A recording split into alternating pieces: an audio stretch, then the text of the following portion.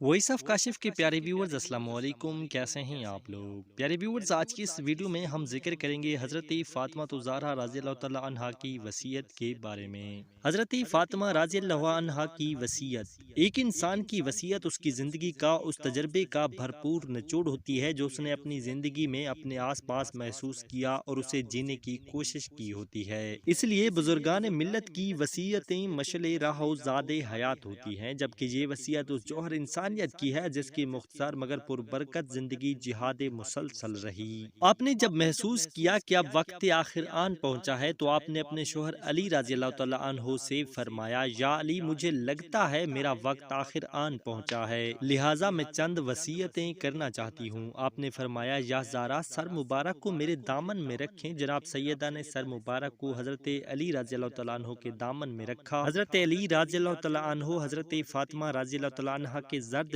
چہرے کو دیکھ کر شدت غم نہ چھپا سکے اور رونے لگے۔ مولا علی کو روتا دیکھ کر بی بی بھی رونے لگیں۔ جب دونوں میں رونے کی شدت کچھ کم ہوئی تو مولا علی علیہ السلام نے فرمایا، آپ وصیت کیجئے۔ بی بی زہرا علیہ السلام نے وصیتیں شروع کیں۔ وصیت نمبر 1، یا علی، مرد عورت کے بغیر زندگی نہیں گزار سکتا، لہٰذا آپ میرے مرنے کے بعد امامہ سے ازدواج کیجئے، چونکہ امامہ باقی عورتوں کی نسبت میرے بچوں پر زیادہ مہربان ہے۔ وصیت نمبر 2، میرے بچوں کے ساتھ نرمی سے پیش آئیے گا، کبھی ان کو سخت لہجہ سے نہ پکاریے گا۔ وصیت نمبر 3، میرے جنازہ کو رکھنے کے لیے ایک تابوت مہیا کیجیے گا۔ وصیت نمبر 4، مجھے رات کو غسل اور تجہیز و تکفین کر کے دفن کیجیے گا اور ان افراد جنہوں نے اذیتیں دیں کو میری تجہیز و تدفین میں آنے کی اجازت نہ دیجیے گا۔ رسول اکرم صلی اللہ علیہ وآلہ وسلم کی بیویوں میں سے ہر ایک کو میری طرف سے مدد کیجیے گا۔ جناب آیت اللہ امینی کے مطابق آپ کی وصیت، جن کو مولا علی رضی اللہ تعالیٰ عنہ نے اپنے ہاتھوں سے تحریر کیا، کچھ اس طرح ہیں۔ بسم اللہ الرحمن الرحیم۔ یہ وصیت نامہ فاطمہ پیغمبر اکرم صلی اللہ علیہ وآلہ وسلم کی دختر کا ہے۔ میں خدا کی وحدانیت کی گواہی دیتی ہوں اور گواہی دیتی ہوں کہ محمد صلی اللہ علیہ وآلہ وسلم خدا کے رسول ہیں۔ بہشت اور دوزخ برحق ہے، قیامت کے واقع ہونے میں شک نہیں ہے۔ خدا مردوں کو زندہ فرمائے گا۔ یا علی رضی اللہ تعالیٰ عنہ، خدا نے مجھے آپ کا ہم سفر قرار دیا ہے تاکہ دنیا اور آخرت میں اکٹھے رہیں۔